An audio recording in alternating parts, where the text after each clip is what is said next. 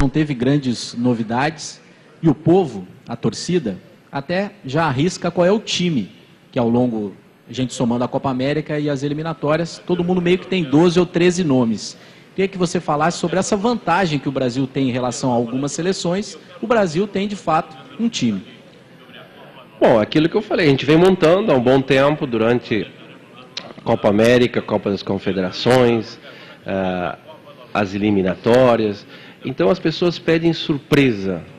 Mas surpresa é quando você não está preparado. Uma coisa que você coloca uma pessoa que não tem méritos, que não está na situação. Essa é uma seleção que ganhou a Copa América, que ganhou a Copa das Confederações, que se classificou com 3 rodadas de antecedência, que ganhou da Argentina depois de 30 e poucos anos, que ganhou do Uruguai depois de 30 anos. Então, qual é a surpresa? É só você ver as peças, né? E a gente usou muito o período desses 3 anos e meio, principalmente dos amistosos, que nós colocávamos um time num jogo e outro time no outro jogo, para todo mundo ter a oportunidade, para depois a gente definir aquilo que nós tínhamos na nossa cabeça, que era o ideal. Então, cada um ganha o seu lugar no time dentro do campo. Agora, também tem isso que eu falei para vocês, já que a gente fez esses resultados, nada nos dá garantia.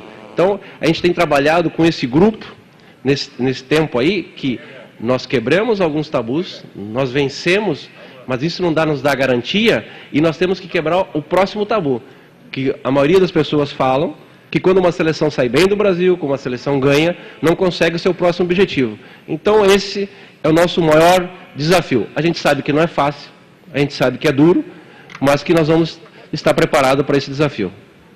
Dunga, aqui do seu lado direito, na verdade são duas, se você pudesse me responder aqui, do lado direito.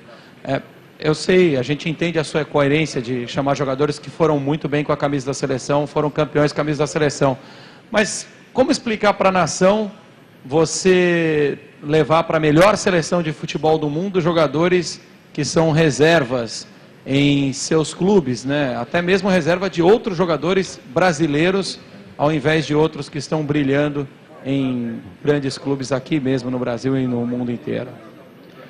É simples. O torcedor pode ter confiança nas nossas decisões. Você, como é um rapaz do esporte, deve lembrar que quando nós convocamos o Júlio Batista para a Copa América, ele era reserva no time dele. Como você deve saber, tem um jogador chamado Totti, que é o maior ídolo do futebol romano. É o dono de Roma. Só não é maior do que o Nero, porque ainda não faz parte da história. E o Júlio Batista justamente joga nessa posição. O outro jogador que você está falando, vou repetir a palavra que vocês não gostam, né? Comprometimento com a seleção brasileira. Vou refrescar um pouco a sua memória. O Doni teve um atrito no seu clube por decidir ir jogar com a seleção brasileira no jogo contra a Inglaterra no final do ano passado. E era titular. Quando ele voltou para o seu clube, ele foi colocado na reserva. Aí eu pergunto para o torcedor, se eu, como comandante da seleção, como responsável, coloquei desde o início comprometimento, convicção, paixão pela seleção brasileira, atitude, prazer de jogar com a seleção brasileira. Quando um jogador tem essa decisão, aí, porque o clube penaliza ele, eu não convoco mais o jogador. E aí eu vou explicar para o torcedor. O problema não é tirar o Doni ou não. O problema é como fica o meu comando com o restante do grupo. Se eu fiz isso com o Doni, o que os jogadores vão perguntar? Bom, se ele fez isso com o Doni, imagina o que ele vai fazer com nós. Em outra oportunidade, ele vai fazer a mesma coisa com nós. Conosco. Então, aí começa a tomar as decisões. E aí você tem que pensar, E é normal, veja bem, eu não fico bravo, não fico nada de vocês puxarem para um ou outro jogador, dependendo do estado, querer esse jogador, não. Esse lobby que se faça, entendeu? Eu não fico bravo. Isso é bom, é sinal que a seleção voltou a ter interesse. Agora, só uma vírgula. Esse interesse tem que ser em 3 anos e meio, não pode ser nos últimos 20 dias. Dunga.